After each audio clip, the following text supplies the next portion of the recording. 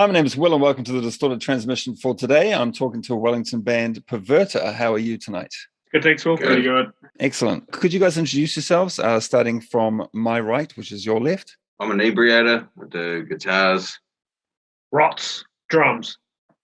Carnage, bass. Necro, vocals. I suppose you guys aren't wearing your panties. I was expecting panties tonight, but no such luck, eh? It's the good weather we've got down here. Nice and warm. Too warm for panties. Too warm. Cool. All right. Well, could one of you tell me about how the band started? I know you had a demo back in 2009 approximately, but the band must have been around a bit before that. So could you tell me about the origins of the band and sort of the basic history of it up to this point? Yes, so back in 2001, me and Carnage started Cerebros as a side project when Christian Combustion was still going. And back then we did some recordings, and stuff with also had Carlos, that was the drummer from Christian Combustion. So for the first two songs, all in all, we recorded like 4 songs back then, like 2 with the drums and 2 with programmed drums. And that sort of died. And after I got back from overseas, we kicked off Pervertor and stuff. And these 3 had been jamming before I got back in the country, and had our first gig in 2009. Right. So did you release the demo before you did the gig or after? I think it was probably after. Okay. Yeah, after. Yeah. I didn't realize that you guys had actually been around that long until I went onto your Bandcamp, because I thought, you put out a couple of albums. I knew that much, and then it went like 2009, and I was like, wow, you guys have been around forever. Yeah, so it was just Necro and Carnage originally. I didn't join till a bit later. Okay. I think the unique part is that it's been the 4 of us for over 10 years now. So nearly 15 now. Is it? Oh, right. So over 10 years, So we're just kind of, we just keep ticking on, and it's the same 4. So that makes it really easy. Yeah. Kind of like a happy marriage, like you don't even know how long it's been going on for. It's just been going well. Not a marriage. Your Bandcamp said that you had a demo in 2009. You had your first album, Into the Alcoholic Abyss, 2013. You had Perverted Tales of Depravity in 2017. And you've, of course, got a new album called Putrid Dominion, which came out in September this year. Was it a self-recorded effort, or did you go to a studio and do it? We did it ourselves, as we always have done. But this one we outsourced mastering this time. Yeah, I do most of the recording and mixing, and we sort of discussed that it was a better idea to have someone with more professional equipment and different ears. They say that you should never mix and master your own music, because you get kind of a little bit desensitized with it after you've done the sort of the basic mix and stuff like that. Like drummers will tend to mix the drums higher, guitarists will mix the guitars higher, and so on and so forth. So getting somebody who's not playing anything to do it usually ends up with a more even result. Yeah, absolutely. By the time we finished the mixing process, I needed somebody else to take over at that point, and way too much. I also noticed that the artwork, the cover artwork, was the first one that was actually quite colorful. Your albums, Alcoholic Abyss and Tales of Depravity, were both kind of sort of mostly white, kind of black and white. And Putrid Dominion is quite colorful by comparison, extremely colorful. Could we talk about the artwork, why you decided to do a more colorful artwork cover, and who the artist was, etc.? The guy who did the artwork has done the same artist for the last 3 albums. So those 3 albums. So the first 2 was actually kind of a continuation of his kind of style. So he's a guy, Alexei, from Russia. He runs a site called Godlike Icons, and so he did the first 2 in black and white because that was his style.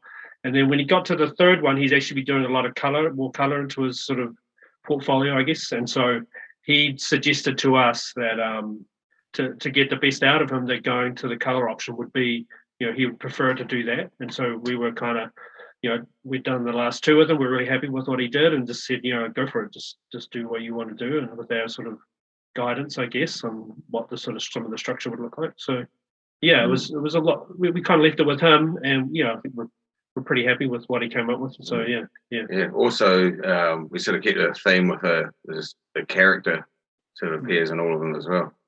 It's kind of like the Pervertor Eddie, if you like. Yeah. I never thought it would really work for Pervertor, but seeing the end result, was quite taken aback by it and stuff. So yeah, it's sort of like a natural progression. Does the character have a name, or do you think that you should name him?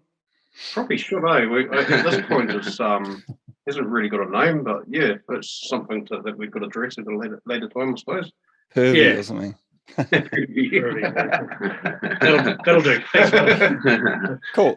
So with this album, I believe that you're bringing it out on a bunch of different mediums: vinyl, tape, and CD. You mentioned. Maybe we can talk about the vinyl in particular, because it's quite a massive undertaking for a band to do vinyl these days. Yeah, so like I've sort of started a distro last year, and so I kind of took on the mantle of getting it the Preorders next album on vinyl, because we haven't done the other two on vinyl. So I was quite keen to make that happen, and so luckily there's a pressing plant opened up in Auckland called Holiday Records, and I'd seen a few of their pressings come out recently, which I thought they were doing a good job on, so we thought we'd go with them.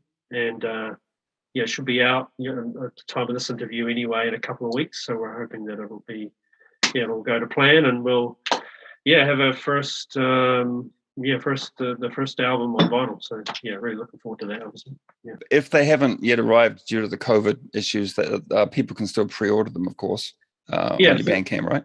Yeah, Bandcamp page, and also my distro website. It's called centennialconflict.com, and so pre-orders are up there, and you get free shipping and a free patch with the pre-orders. So we might keep that on a little bit after the LP comes out, just to kind of get a few stragglers in who want a free patch.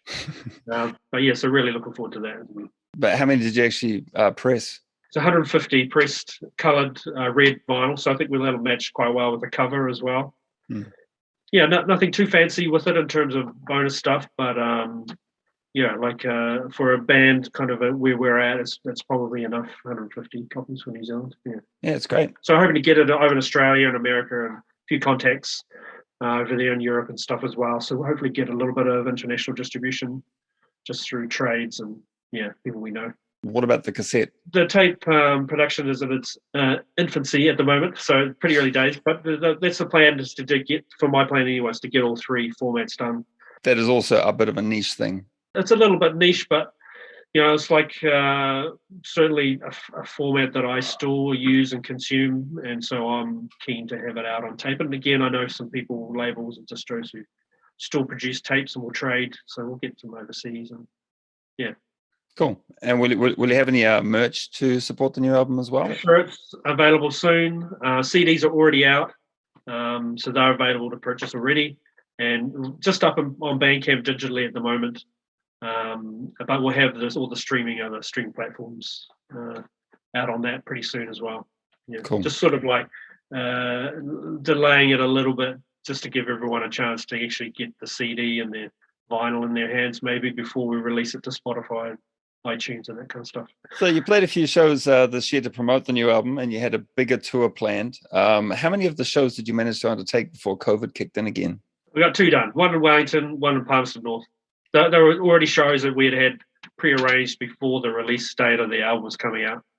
And so we managed to jump on those and sort of used it as a kind of, we hoped anyway, a kickoff of a bigger tour, hopefully down south and back up north to Hamilton and Auckland. And we were due to play last weekend, actually, in Wellington. But the current situation has disabled our plans. And so we're still hoping to do those shows, but we'll have to look probably in the new year and just see how things are going. But that was sort of a shake the rust off, sort of a couple of shows. We haven't played for about 2 years, I think. Yeah, the last show was the Boulder Tour in 2019. So for all this COVID bullshit, we were in the stages of planning the next shows, and then the lockdowns happens, and we were like, we'll put it on hold until we see what things kind of settle down a bit. But we've got plenty of things to do otherwise. So it's we've always kind of worked away in the practice room, and so live shows are bonus, but we keep ticking away on stuff anyway. What are the plans for the band going ahead? Have you got more recording to do, or more sort of songs in the pipeline? Probably nearly halfway. Yeah, written the next one. I wrote about 3 myself, probably during the first lockdown. So, and we demoed those before recording the new album and stuff, which was well over a year ago. So, yeah, there's probably about 4 songs. There's another one that I wrote that probably needs to be dissected and might be able to turn it into 2 songs. So yeah, no, we've got well on the way to having enough material for like another album, or I don't know if we want to do an EP or what we'll end up doing, but yeah. Also, we sort of trialled a different approach to writing recently, where because we all play guitar, so we're having rehearsals where we all sit down with guitars and contribute riffs, and yeah, I don't think we've even got it recorded yet, but we've written one song and working through another one where we're all contributing to the guitar-wise, riff-wise, and that.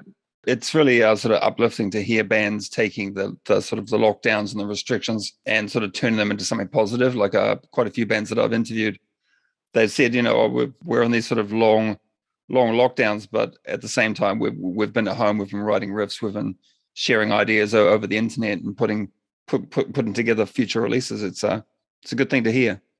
And people just sitting around miserable and drinking, that's not really the thing to do, eh? Well, we do that anyway. Miserable about that. I don't know. Some of us have to go to work during these lockdowns, unfortunately. All right. Well, is there anything else you'd like to add to the end of the interview? This is about the time that we wrap it up. So is there anybody you want to mention or anything you want to say? I guess we were talking about the mastering earlier on. I guess one of the highlights of the new album especially was having Jack Control from Enormous Door Mastering master our album for us. We thought he did a really good job. Definitely really improved Sean's already good mix. I think it really sort of brought the recording to life a bit more than the last couple albums. So and he's got a pretty good pedigree. He's played in a few punk bands in the States, and he's obviously mastered bands like Dark Throne, War Noir, Cyanide, Poison Idea. So we were pretty confident that those kind of sounds and bands were ones that we wanted to emulate in what we were doing. And so yeah, we thought that was a really good step up from what we've done in previous albums. And I think when you hear the vinyl, you'll definitely hear that more close proximity to what we feel like is the sound that we're trying to get. Yeah. All right. Thanks very much for sharing your musical story with me tonight. And yeah, all the best going ahead. And I'll be sure to buy one of those vinyl. I'm very interested in that, actually. Yes. Cool. Thanks, Will. Cool. Thanks, guys. And thanks for watching.